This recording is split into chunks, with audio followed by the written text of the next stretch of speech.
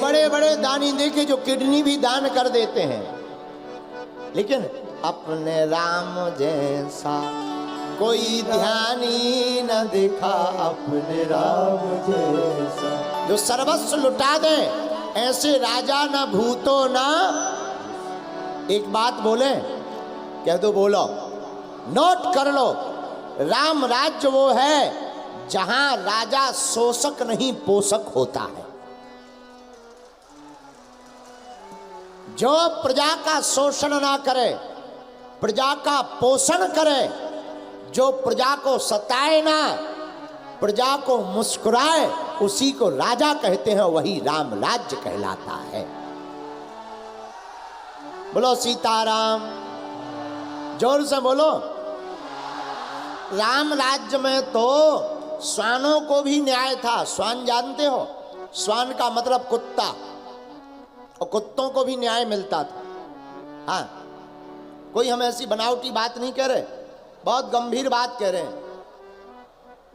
राम जी जब राजा बन गए तो राम जी की आदत थी रोज गद्दी पर बैठकर प्रजा को स्वधर्म के बारे में बताना, धर्म पर चलाने की शिक्षा देना, और अगर कोई न्याय मांगने आया है तो न्याय करना। एक दिन एक घटना घटी। क्या? कोई दिन भर न्याय मांगने आया ही नहीं। क्यों? राम जी के राज्य में किसी को दिक्कत ही नहीं है, ना तो कोई चोर है, ना उपद्रवी है, सब प्रेम पूर्वक रहते हैं, तो अब न्याय मांगने की जरूरत क्या? देखो, जहां शोर शराबा ज्यादा होता हो वहां व्यवस्था ज्यादा बनाई जाती। राम जी के यहां कोई शोर शराबा नहीं, सब प्रेम पूर्वक रहते हैं। तो एक दिन दिन भर कोई न्याय मांगने नहीं आया तो लक्ष्मण जी को राम जी ने भेजा, जाओ जरा बाहर देखो तो कहीं कोई रह तो नहीं गया, या कोई अंदर न आ पा रहा हो। लक्ष्मण जी बाहर तक आए, देखा कुछ भी नहीं है। वापस आकर राम जी से बोले, सरकार कोई नहीं है बाहर, आपके राज्य में सब प्रसन्न है। अच्छा, पर मुस्कुराते हुए श्री राम जी बोले, लक्ष्मण जी हमारे मन को संतुष्टि नहीं है, एक बार और देखो, जाओ। अब लक्ष्मण जी बाहर तक आए, बाहर पूरे में भ्रमण करते रहे। भ्रमण करते करते कोने में एक कुत्ता दिखाई पड़ा। तो पहले के जमाने में कुत्तों की भी भाषाएं जानकारी वाले रखने वाले लोग हुआ करते थे। कुत्ता को देखकर उसके मुंह के ऊपर से रक्त बह रहा था। लक्ष्मण जी गए पास में, क्या बात है और आप यहां क्यों बैठे हो? तो कुत्ता खड़ा हो गया, बोला, महाराज हमको न्याय चाहिए, न्याय, और आप हमारी राम जी के दरबार में हाजिरी लगवाओ।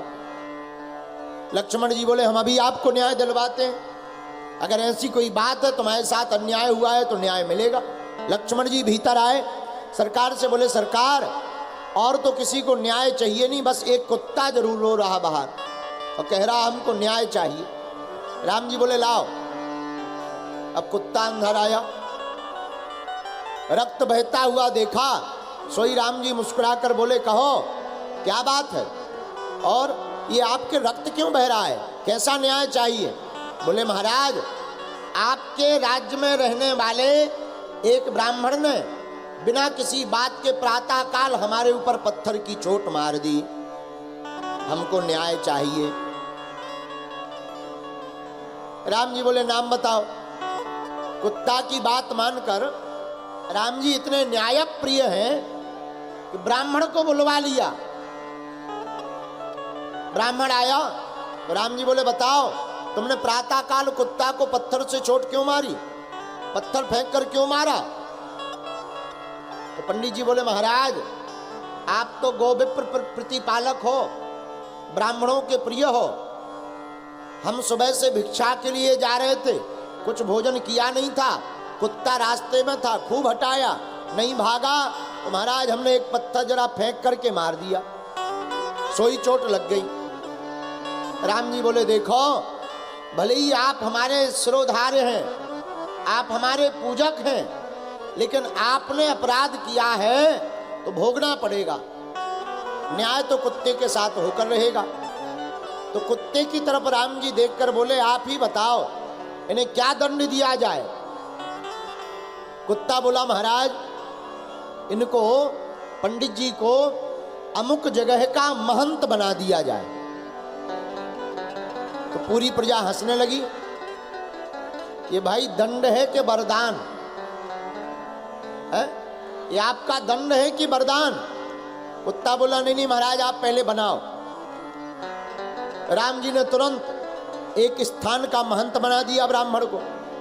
अब कुत्ता बोला महाराज इनको ऐसे मत भेजो, हाथी पर बैठा के भेजो, 2-4 सेवक भेजो। अब तो प्रजा में जितने मंत्री थे वो और हंसने लगे। कुत्ता की तरफ देख करके बोले भैया ये तुम इनको दंड दे रहे हो या इनका सम्मान बढ़ा रहे हो? कुत्ता बोला महाराज बाद में बताएंगे। पंडित जी तो महंत बन गए, अब पंडित जी और ज्यादा खुश कि बड़ा अच्छा रहा, एक छोटा सा पत्थर क्या मारा, हम तो महंत ही बन गए। जो रोज भिक्षा के लिए जाना पड़ता तो चकाचक अब तो भंडारा रहेगा, अब महंता ही रहेगी, बढ़िया भोजन पाएंगे, माल पानी बढ़िया खूब पाएंगे, बढ़िया मेवा खाएंगे, चेला बनेंगे, आनंद आ जाएगा। लेकिन इधर पूरे मंत्रियों ने कुत्ता को घेर करके कहा कि तुम कारण बताओ। तब उस कुत्ता ने मुस्कुराते हुए कहा महाराज पूर्व जन्म में हम भी महंत थे, एक छोटी सी भूल हो गई थी सो कुत्ता बने। अब इन्होंने हमें मारा है पत्थर, हमने इनको वहीं का महंत बना दिया जहां के हम थे। ये भी कोई ना कोई भूल अवश्य करेंगे तो ये भी बनेंगे। लेकिन राम जी के न्याय पर कुत्ता जय जयकार करने लगा। क्या? कुत्ता कहने लगा प्रभु हमने बड़े बड़े दयालु देखे पर आपके जैसा कोई दयालु नहीं देखा कि आपके द्वार पर नर को तो छोड़ो, बानर को छोड़ो, हमारे जैसे श्वान कुत्ता को भी न्याय मिल गया। ऐसा राजा ना भूतो ना भविष्यति ना हो सकता है, ना कभी होएगा, जो जीवों को भी न्याय दिला देवे। वो केवल राम जी है भैया। राम जी केवल एक ऐसे राजा है जिन्होंने जीवों को भी न्याय दिलवाया।